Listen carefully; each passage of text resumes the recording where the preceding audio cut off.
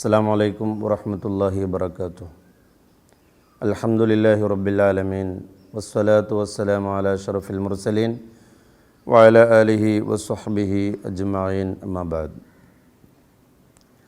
മഗ്ഫിറത്തിൻ്റെ പത്തിൽ നമ്മൾ എത്തി നിൽക്കുകയാണ്. കഴിഞ്ഞ 10 ദിവസങ്ങളിലും അള്ളാഹുവിനോട് നമ്മൾ ചോദിച്ച വിശുദ്ധമായ കാരുണ്യം കിട്ടുന്ന വിഭാഗത്തിൽ നമ്മെ അള്ളാഹു ഉൾപ്പെടുത്തി അനുഗ്രഹിക്കുമാറാവട്ടെ.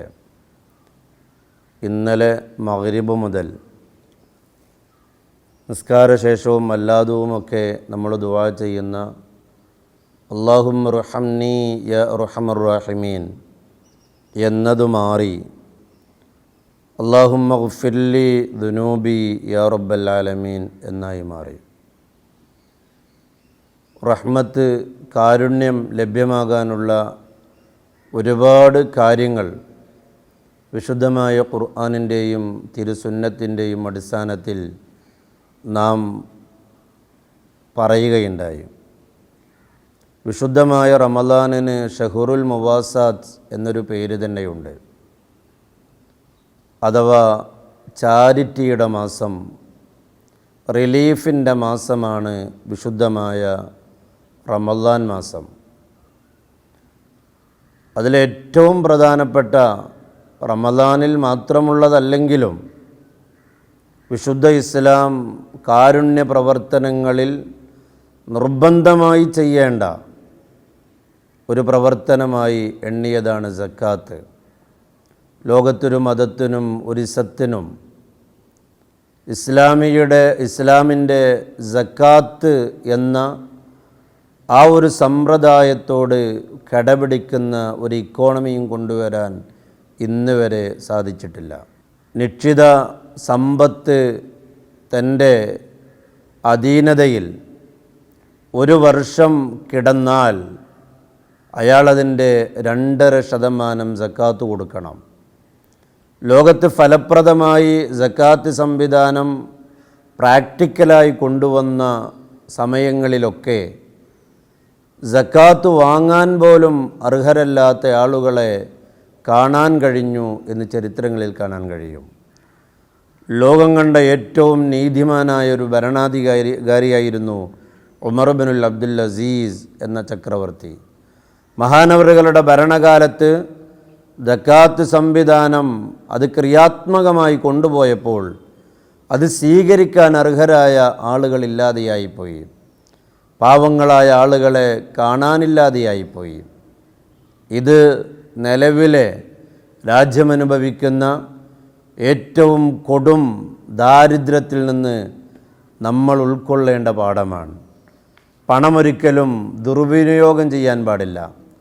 ആവശ്യത്തിനും അനാവശ്യത്തിനും അത് കളയുന്നതിനു പകരം അർഹരായവരുടെ കരങ്ങളിലേക്ക് എത്തിയാൽ ലോകത്തെ പട്ടിണി മാറ്റാൻ നമ്മുടെ സാമ്പത്തിക വ്യവസ്ഥകളെ കൊണ്ട് കഴിയുന്നതാണ്.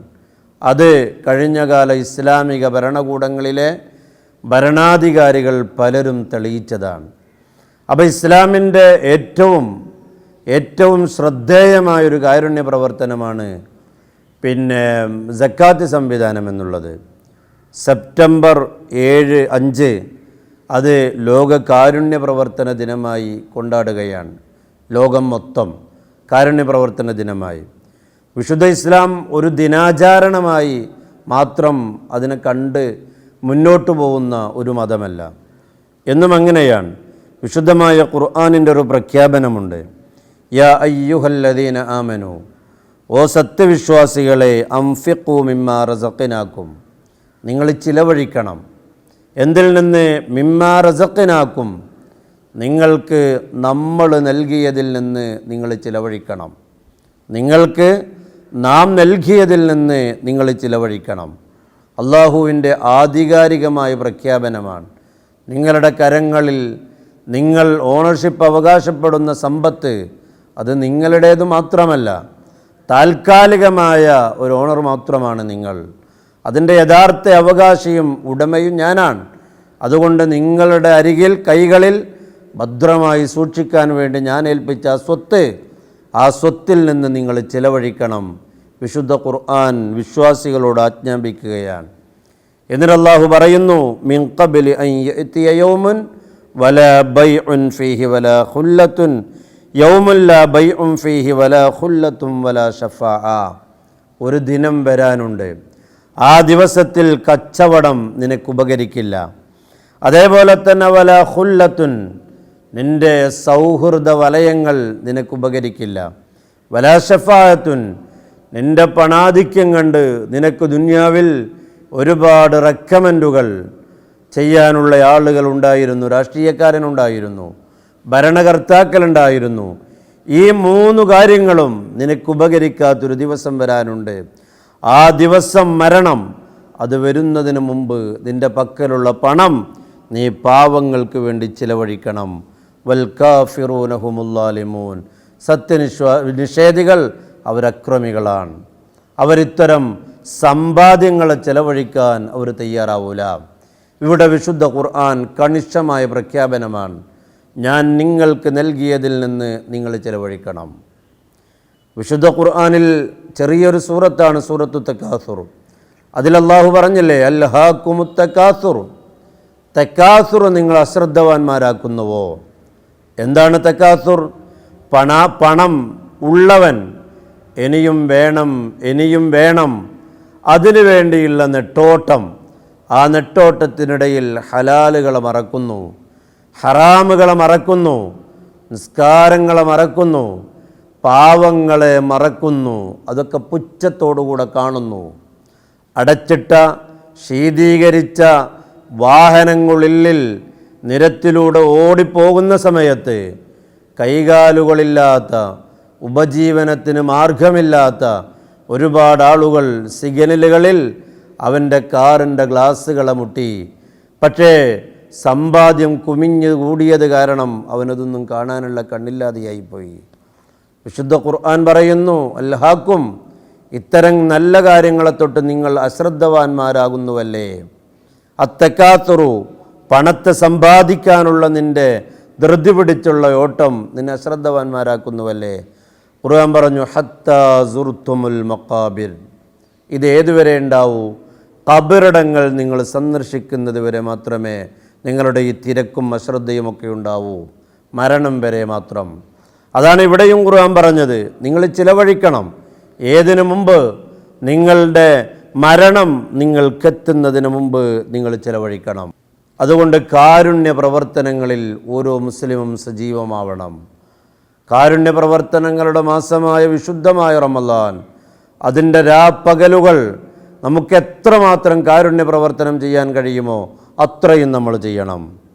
സൂറത്തു ആലിംറാനിൽ ഒരു ആയത്തിൽ വിശുദ്ധ ഖുർആൻ അള്ളാഹു പറയുന്നത് കാണാം, ലൻ തനാലുൽ ബിർറ ഹത്താ തുൻഫിഖു മിമ്മാ തുഹിബ്ബു. ലൻ തനാലുൽ ബിർറ, നിങ്ങൾ നന്മ എത്തിക്കൂല. ഏതുവരെ? ഹത്താ തുൻഫിഖു മിമ്മാ തുഹിബ്ബു, നിങ്ങളിഷ്ടപ്പെടുന്നതിൽ നിന്ന് നിങ്ങൾ ചെലവഴിക്കുന്നത് വരെ. നിങ്ങളിഷ്ടപ്പെടുന്നതിൽ നിന്ന് നിങ്ങൾ ചെലവഴിക്കുന്നത് വരെ. എന്നിട്ട് പറഞ്ഞു, വമാ തുൻഫിഖു മിൻ ഷൈഇൻ, നിങ്ങളെന്ത് ചെലവഴിച്ചാലും ഫഇന്നല്ലാഹ ബിഹി അലീം, അതെല്ലാം അറിയുന്ന ഒരാളാണ് അല്ലാഹു. അതുകൊണ്ട് നിങ്ങൾ യാതൊരു പേടിയും പേടിക്കേണ്ട. ഈ ലോകത്തും പരലോകത്തും അതിൻ്റെ പ്രതിഫലം നിങ്ങൾക്ക് കൃത്യമായി ലഭിക്കും. ആദ്യം പറഞ്ഞത് എന്താ? നിങ്ങൾക്കിഷ്ടമുള്ളതിൽ നിന്ന് നിങ്ങൾ ചിലവഴിക്കണം. പാവങ്ങൾക്ക് നമ്മൾ കൊടുക്കേണ്ടത് പഴയതല്ല, പുതിയതാണ്. ഫിത്ർ സക്കാത്തിന് നമ്മൾ കൊടുക്കേണ്ട അരി ഏറ്റവും മുന്തിയ അരിയാണ്. റിലീഫ് കിറ്റിൽ നാം നിക്ഷേപിക്കുന്ന ധാന്യങ്ങൾ മാർക്കറ്റിൽ ലഭിക്കുന്നതിൽ നിന്ന് ഏറ്റവും നല്ലതാവണം. കാരുണ്യ പ്രവർത്തനങ്ങളിൽ നമ്മൾ സജീവമാവേണ്ടതുണ്ട്. ഞാൻ നേരത്തെ സൂചിപ്പിച്ചതുപോലെ ഉണ്ടെങ്കിൽ കൊടുക്കണം, ഇല്ലെങ്കിൽ പുഞ്ചിരിയോടെ അയാളുടെ മുഖത്ത് നോക്കി പുഞ്ചിരി തൂകണം. ഗ്രീക്ക് ദാർശനികനായ സോക്രട്ടീസ്, അയാളൊരു വഴിയിലൂടെ നടന്നു പോകുമ്പോൾ പിന്നിൽ നിന്നൊരു യാചകൻ അയാളെ തട്ടി വിളിച്ചിട്ട് പറഞ്ഞു, എന്നെ സഹായിക്കണം, എന്നെ സഹായിക്കണമെന്ന വിളിയാളം കേട്ടപ്പോൾ അയാൾ തിരിഞ്ഞു നോക്കിയപ്പോൾ ഒരു യാചകനാണ്. സോക്രട്ടീസ് ആ യാചകനെ നോക്കിയിട്ട് ഇയാളുടെ കീശ തപ്പി. 5 പൈസയില്ല, ഉടനെ തന്നെ യാചകനോട് പറഞ്ഞു, സോറി, എൻ്റെ കയ്യിൽ പൈസയില്ല, എന്നോട് ക്ഷമിക്കണം എന്ന് പറഞ്ഞു. ഇത് കേട്ട യാചകൻ അദ്ദേഹത്തോട് പ്രതികരിച്ചതെന്താ? നന്ദി, നിങ്ങൾ ചെയ്ത ഉപകാരത്തിന് വളരെ നന്ദി, വളരെ നന്ദി എന്നാണ് അദ്ദേഹം സോക്രട്ടീസിൻ്റെ എൻ്റെ അടുത്ത് പണമില്ല എന്നതിനോട് യാചകൻ പ്രതികരിച്ചത്. ഇത് കേട്ട സോക്രട്ടീസ് വളരെ അത്ഭുതപ്പെട്ടു പോയി. ഞാൻ പണം കൊടുക്കാഞ്ഞിട്ടും എന്തിനാണ് ഇയാൾ എന്നെ ഇത്രമാത്രം നന്ദി അറിയിക്കുന്നത് എന്ന് ചോദിച്ചപ്പോൾ ആ യാചകൻ പറഞ്ഞു, ഞാൻ ഇന്ന് നേരം വെളുത്ത് ഇത്രയും നേരം വരെ പലരുടെയും മുന്നിൽ കൈനീട്ടിയിട്ടുണ്ട്, ഒരാൾ പോലും എനിക്കൊന്നും തന്നില്ല, അതിനൊരു വിഷമവും എനിക്കില്ല. പക്ഷേ എന്നോട് പുഞ്ചിരിച്ചുകൊണ്ട് ഇല്ല എന്ന് പറഞ്ഞത് നിങ്ങൾ മാത്രമാണ്, അതിനാണ് ഞാൻ നന്ദി രേഖപ്പെടുത്തിയത് എന്ന് അദ്ദേഹത്തിൻ്റെ ചരിത്രത്തിൽ കാണാൻ കഴിയുന്നതാണ്.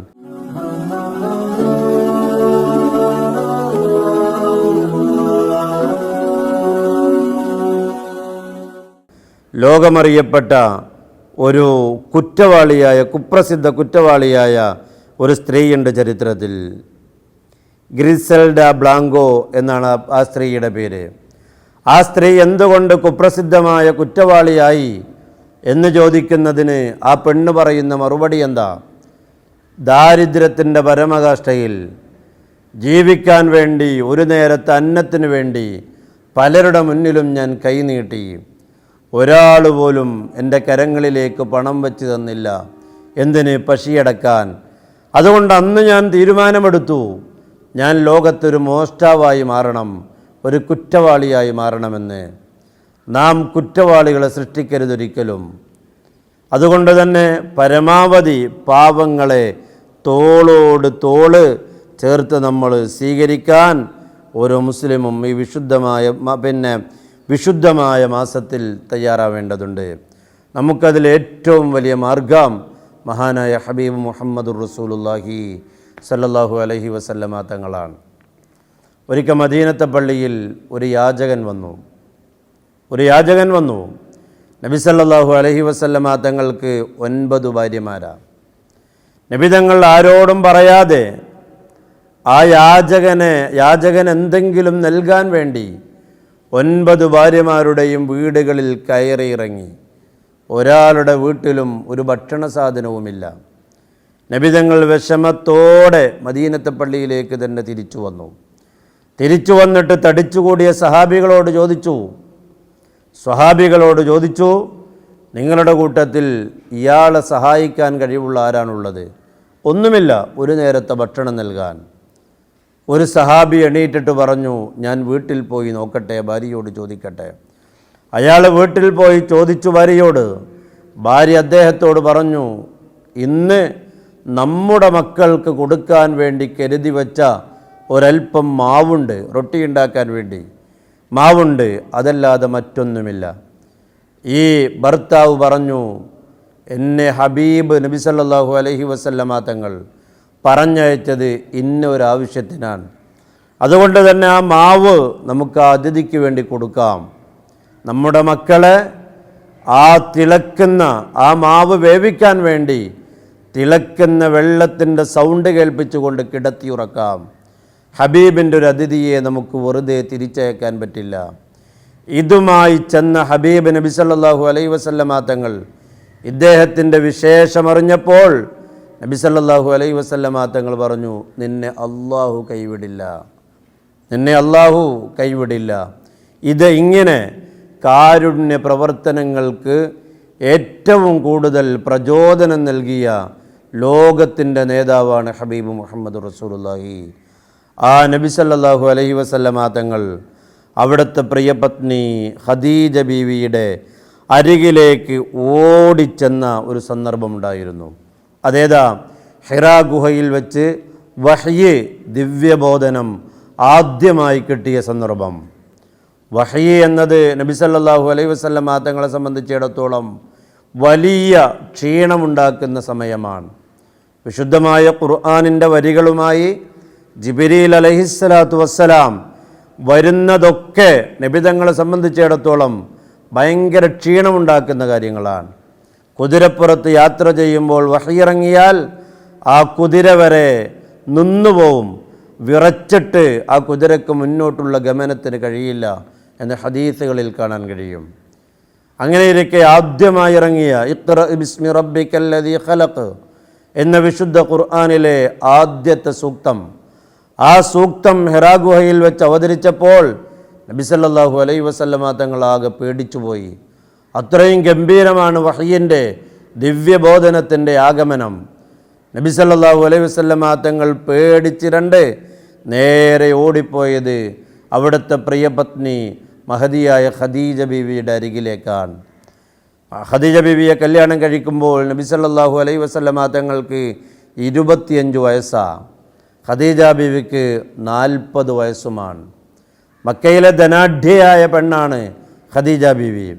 പക്ഷേ ഖദീജ ബീവിയെ വിവാഹം ചെയ്യാനുള്ള പല കാരണങ്ങളിൽ ഒന്ന്, റസൂലുള്ളാഹിയുടെ അടുത്ത ബന്ധുക്കളെല്ലാം നബിതങ്ങളുടെ ഏറ്റവും ആശ്രയമായിരുന്ന പിതാവ് റസൂലുള്ളാഹിയുടെ ജന്മത്തിനു മുമ്പേ മരണപ്പെട്ടു പോയി. ജനിച്ച 6 മാസം കഴിഞ്ഞപ്പോൾ മാതാവും മരണപ്പെട്ടു പോയി. പിന്നീട് പിതൃതുല്യനായി നബിതങ്ങൾക്ക് അഭയമായി നിന്നിരുന്ന അബൂ ത്വാലിബും മരണപ്പെട്ടു പോയി. ഒരാശ്വാസമേകാൻ അല്ലാഹു തആല തിരഞ്ഞെടുത്തൊരു മാർഗമാണ് മഹദിയായ ഖദീജ ബീവി റളിയല്ലാഹു അൻഹയുടെ വിവാഹം. ആ വിവാഹം അങ്ങനെയുള്ള പല നന്മകളും അതിൻ്റെ പിന്നിലുണ്ടായിരുന്നു. കാര്യമറിയാതെ നമ്മൾ അതും ഇതും പ്രചരിപ്പിക്കാൻ പാടില്ല. ഏതായാലും നബി സല്ലല്ലാഹു അലൈഹി വസല്ലമ തങ്ങൾ ഇരുണ്ടുകൊണ്ട് ഹിറാ ഗുഹയിൽ നിന്ന് നേരെ പോയത് പ്രിയപത്നിയുടെ വസതിയിലേക്കാണ്. ആ സമയത്ത് നബി സല്ലല്ലാഹു അലൈഹി വസല്ലമ തങ്ങളോട് ഖദീജ ബീവി പറഞ്ഞ ചില വാചകങ്ങളുണ്ട്. അതെന്താ? ഖദീജ ബീവി പറഞ്ഞു, കല്ല, നബി അങ്ങ് വിഷമിക്കരുത്, വല്ലാഹി ലാ യുഖ്സികല്ലാഹു അബദാ, അള്ളയാണ് സത്യം, അള്ളയൊരിക്കലും അങ്ങ് നിന്ദിക്കില്ല, അങ്ങേ അല്ലാഹു പരാജയപ്പെടുത്തൂല. അതിൽ ഖദീജ ബീവി പറഞ്ഞ കാരണമെന്താ? ഇന്നക ലതസിലുർ റഹ്മ, അങ്ങ് കുടുംബബന്ധം ചേർത്തയാളാണ്, അങ്ങ് കുടുംബബന്ധം ചേർത്തയാളാ. ചെയ്യാവുന്ന കാരുണ്യ പ്രവർത്തനങ്ങളിൽ ഒരു വിശ്വാസിക്ക് ചെയ്യാവുന്ന ഏറ്റവും നല്ല കാരുണ്യ പ്രവർത്തനം കുടുംബബന്ധം ചേർക്കുക എന്നുള്ളതാണ്. കുടുംബബന്ധങ്ങളിലെ അശരണരെ, നിരാലംബരെ സഹായിക്കുക എന്നുള്ളതാണ്. അള്ളാഹുവിൻ്റെ ഹബീബിനോട് പ്രിയപത്നി പറഞ്ഞു, ഇന്നക ലതസിലുർ റഹ്മ, അങ്ങ് കുടുംബബന്ധം ചേർത്തവരാൻ. അതേപോലെ വതഹ്മിലുൽ കല്ല, പ്രയാസം അനുഭവിക്കുന്നവൻ്റെ പ്രയാസങ്ങളെ തങ്ങളുടെ തോളിൽ അങ്ങ് ചേർത്തു വെച്ചവരാണ്, അങ്ങ് വഹിച്ചവരാണ്. അതുകൊണ്ട് തന്നെ അള്ളാഹു ഒരിക്കലും അങ്ങയെ കൈവിടില്ല. വതക്സിബുൽ മഅദൂമ, ഇല്ലായ്മ പറഞ്ഞ് അങ്ങയുടെ മുമ്പിലേക്ക് വന്നവർ, ഒന്നും കയ്യിൽ സമ്പാദ്യമായില്ലാത്തവർ, ആ സമ്പാദ്യമായി ഇല്ലാത്തവർക്ക് വേണ്ടി അങ്ങ് അധ്വാനിച്ചവരാണ്. അതെങ്ങനെ? സ്വന്തം കരങ്ങളെ കൊണ്ടാവാം, ഇവൻ്റെ വിഷയം മറ്റുള്ളവൻ്റെ മുന്നിൽ അവതരിപ്പിച്ചിട്ടാവാം, ചാരിറ്റി സംഘടനകൾ സംഘടിപ്പിച്ചുകൊണ്ടാവാം. ഏത് രീതിയിനെയും നബി സല്ലല്ലാഹു അലൈഹി വസല്ലമ തങ്ങളോട് പറഞ്ഞു, ഇല്ലായ്മയിൽ അങ്ങ് ഇല്ലാത്തവന് വേണ്ടി അങ്ങ് അധ്വാനിച്ചവനാണ്. വത്തഖിരിൽ ലൈഫ, അങ്ങയുടെ വീടുകളിലേക്കും പള്ളികളിലേക്കും വന്ന അതിഥികളെ മാന്യമായി സൽക്കരിച്ചവരാണ്. വതുഈനു വലാ നവാഇബിൽ ഹഖ്, സത്യത്തിൻ്റെ ഏതെല്ലാം മാർഗങ്ങളുണ്ടോ അവിടെയൊക്കെ അങ്ങയുടെ കയ്യൊപ്പുണ്ടായിട്ടുണ്ട്, അങ്ങയുടെ സഹായത്തിൻ്റെ ഹസ്തങ്ങൾ നീണ്ടിട്ടുണ്ട്. അതുകൊണ്ട് അങ്ങ് എന്തിനു പേടിക്കണം? ഇവിടെ മഹദിയായ ഖദീജ ബീവി റളിയല്ലാഹു അൻഹ നബി സല്ലല്ലാഹു അലൈഹി വസല്ലമ തങ്ങൾക്ക് യാതൊരു വിപത്തും വരില്ല എന്നുറപ്പ് പറഞ്ഞത് ഏതിൻ്റെ അടിസ്ഥാനത്തിലാണ്? ഒന്നാമത്തേത് ഇന്നക ലതസിലുർ റഹ്മ, കുടുംബബന്ധത്തിൽ വിള്ളലുണ്ടാക്കാത്തവരാണങ്ങ്. രണ്ടാമത്തേത് വതഹ്മിലുൽ കല്ല, മറ്റൊരുത്തവൻ്റെ പ്രയാസങ്ങൾ അങ്ങ് തോളിൽ വഹിച്ചവരാണ്. വതക്സിബുൽ മഅദൂമ, ഇല്ലാത്തവന് വേണ്ടി കഠിനാധ്വാനം ചെയ്യുന്നവനാണ്. വതഖിറുൽ ലൈഫ, അതിഥിയെ ബഹുമാനിച്ചവരാണ്. വതുഈനു അലാ നവാഇബിൽ ഹഖി, സത്യത്തിന് വേണ്ടി പടപൊരുതിയവനാൻ. അതുകൊണ്ട് നബിയെ അങ്ങ് ഒന്നും പേടിക്കേണ്ടതില്ല. നമ്മുടെ പ്രയാസങ്ങൾ അള്ളാഹു ഏറ്റെടുക്കും. നമ്മൾ കാരുണ്യ പ്രവർത്തനങ്ങളിൽ വ്യാപൃതരാകുമ്പോൾ. ഈ വിശുദ്ധമായ റമളാനിൻ്റെ പേരുകളിൽ വളരെ ശ്രദ്ധേയമായൊരു പേരാണ് ഷഹ്റുൽ മുവാസാത്ത്, റിലീഫിൻ്റെ മാസം എന്നത്. അതൊരു സെപ്റ്റംബർ 5 മാത്രം ഒതുക്കേണ്ടതില്ല. ലോകത്ത് പാവങ്ങളുണ്ടാകുന്ന ഏതെല്ലാം കാലങ്ങളുണ്ടോ, രോഗങ്ങളെ കൊണ്ട് ബുദ്ധിമുട്ടുന്ന ഏതെല്ലാം സമയങ്ങളുണ്ടോ, അന്നു മുഴുവനും അത്തരം പ്രവർത്തനങ്ങളുമായി വിശുദ്ധ റമളാൻ പ്രത്യേകിച്ചും ഓരോ മുഅ്മിനും വ്യാപൃതരാവണം എന്ന് മാത്രം ഓർമ്മപ്പെടുത്തി ഞാൻ അവസാനിപ്പിക്കുന്നു. വാഖിറു ദഅവാന അനിൽ ഹംദുലില്ലാഹി റബ്ബിൽ ആലമീൻ. അസ്സലാമു അലൈക്കും വറഹ്മത്തുള്ളാഹി.